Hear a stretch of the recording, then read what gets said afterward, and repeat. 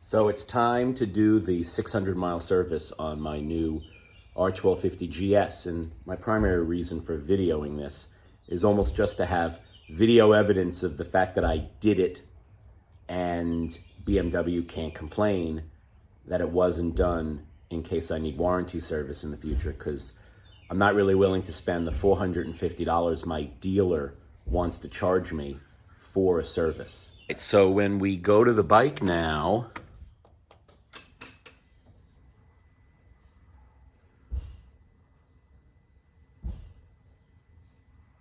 we now get the service warning, 659 miles. So we are going to do the 600-mile service right now. So supplies, this seems to be what's recommended the most, the Shell Rotella T6 5W40 oil. And when we look at the back of it, we see that it is JASO MA2 certified, which seems to be the requirement for BMW motorcycles. And then we've got some synthetic 75W90 gear oil and a K&N KN160 filter that fits the bike.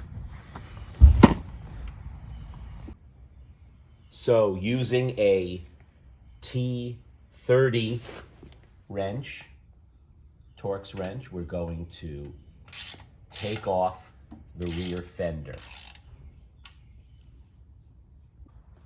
Now using a T50, we're going to take off the rear wheel, and we need to put it in gear first.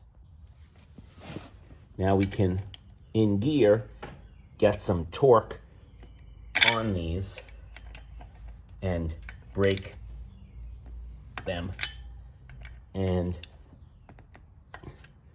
get the wheel off. Now we're going to remove the brake caliper. These are loosening the T40s that keep it connected onto the disc. Now on the brake disc side, this right here that's connected to this wire going up to the front of the bike is the speed sensor, and we are going to remove that. It comes off pretty easily. And you can see you pull the speed sensor out of the hole, and it's covered with oil because it connects into the chamber that contains the gear oil that we're going to be changing. Now we have to remove the fill and then also the drain plug. The drain plug is a Torx 45, but as you can see, the fill hole is hex, which is different than pretty much everything else on BMW. So you remove the fill hole first to provide a air intake, and then you take off and drain out the gear oil. I found it easy to use one of these, and I tapped it in until I broke the thread lock, and that comes out very nice. And now we're gonna take out the drain plug.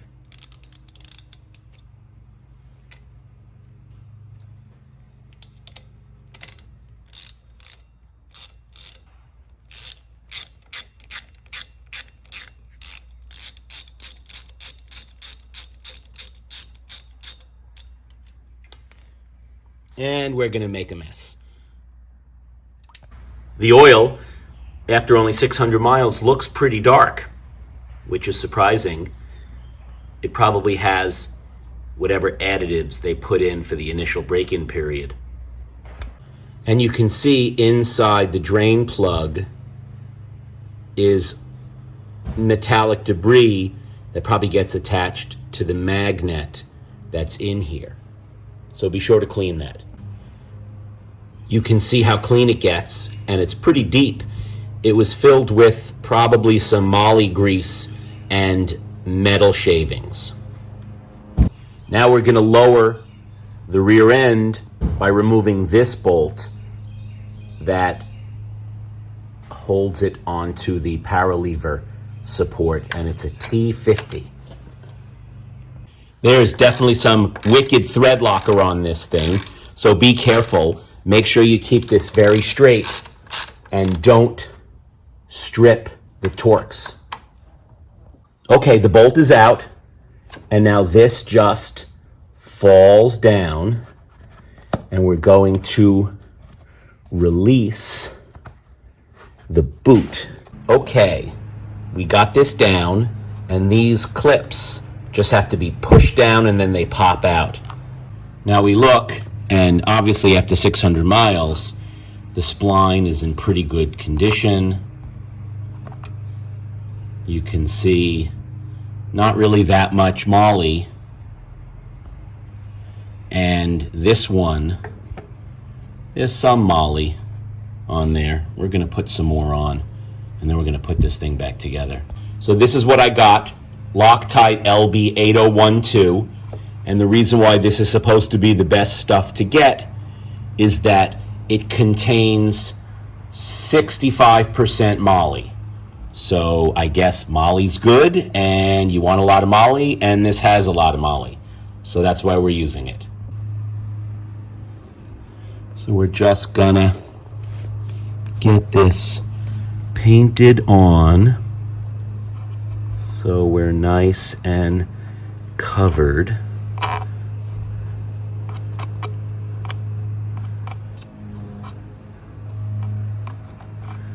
And then we're gonna do the same thing in here.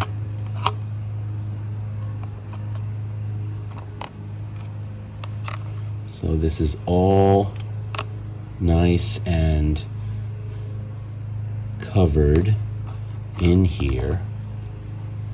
All right, so I took a piece of old USB cable that I cut and got it around the shaft, not through the universal joint. And that allows me to pick up this, and we got to get this perfectly straight to allow this to slip in. And then when it's about to go in, you can turn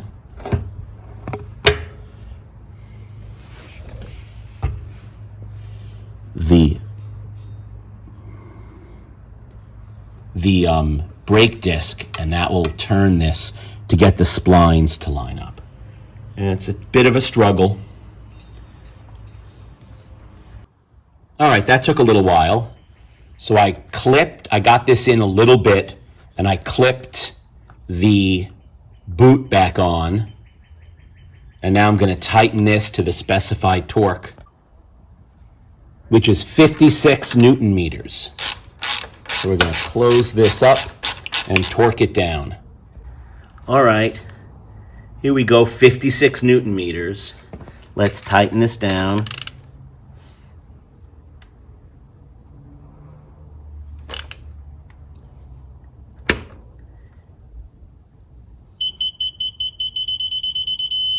Good, 56. Now we're going to put this back.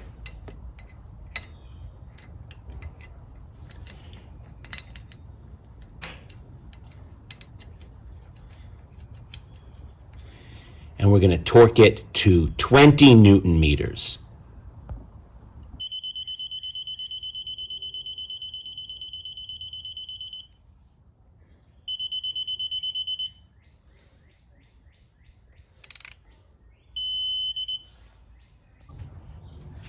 Now we need to put 180 milliliters of 775W90 into this hole.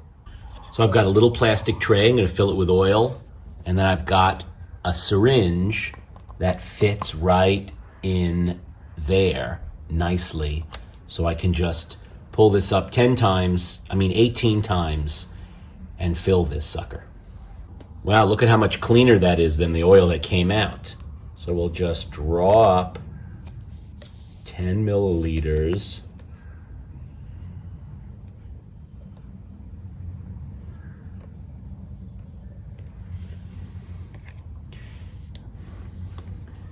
wipe off the end, and we got 10 milliliters. Squirt it right in. Gonna do that 17 more times. All right, 18 syringes full. Now we're gonna replace this and torque it down to 20 Newton meters. All right, one very important thing, brake clean. You gotta get the grease off of this, which I've already done. Spray this liberally, clean towel, get all the grease that you would have inadvertently touched this off your disc, okay? All right, now we're gonna put the brake caliper back on the disc and line it up. And you got to remember to put this back on as well. And we're going to screw these back in.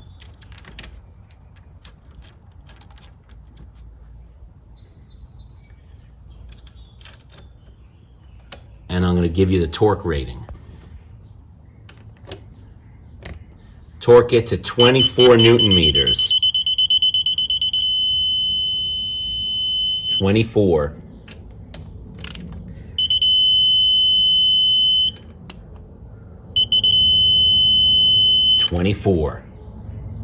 Now you got to put this back in its hole, speed sensor, and screw it back in. And this you torque to 5 Newton meters. So I'm just going to have to look at the digital readout and get it to 5.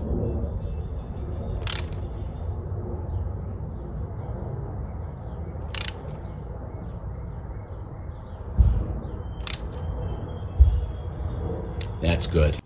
All right, replacing the wheel, and we're going to torque these down in a second. 5 bolts. We're going to torque these down to 60 Newton meters.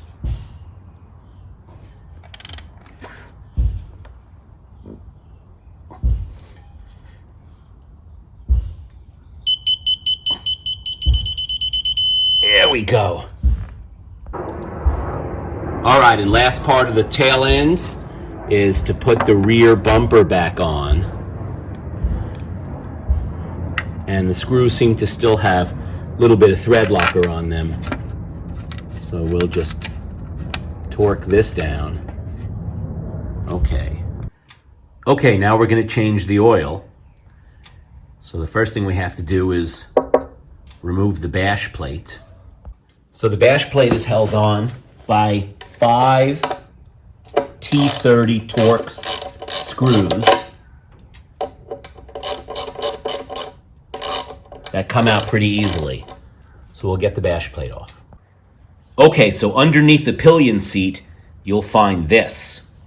So you pull out, and then you get this funny shaped thing. Fits right in here. A little trick is, there's a little hole that the Torx part of this fits into, and then you get a little bit of leverage. And then it unscrews, because you need to break the seal in order to drain the oil. Okay, so drain plug is a hex 10 millimeter. So we're going to have to unscrew that and then drain the oil. Alrighty, I broke it free, and now we're going to unscrew it. And, tried not to make a mess, and I made a mess. Oh well, gotta wash my hands. So this plug is magnetic, and you can see some fine little metal shavings in there. You gotta clean that all out. So next thing we want to do is torque this to 23 Newton meters. There we go. And now we want to torque it again to 32 Newton meters.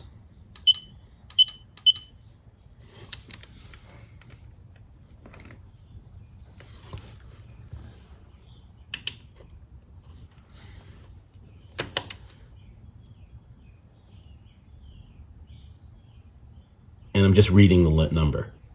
Okay. Next thing we want to do is get this exhaust pipe covered with a towel for when we want to take off the oil filter. All right, we got our towel down, and we're gonna unscrew the oil filter, and a bunch of oil is gonna come out. Whatever's stuck in the filter. There we go. Old gasket out. This one has a new gasket. And screw it right in.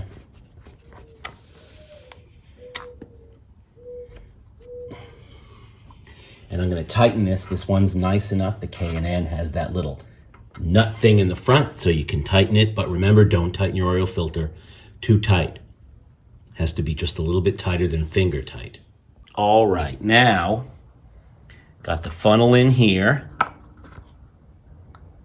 And then here is our sight glass. And that's where we're going to fill up until we see that halfway up the sight glass. And now we can see that the oil's halfway up the sight glass. And now we can see the oil's halfway up the sight glass. So we're going to start the bike.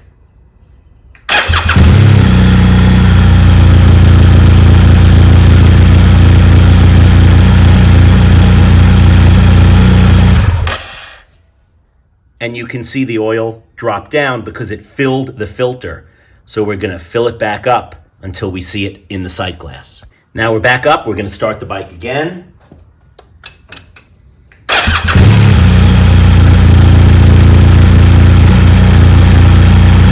All right, we ran the bike and we stopped the bike and boom, perfect. So we're going to cap it all up and we're done.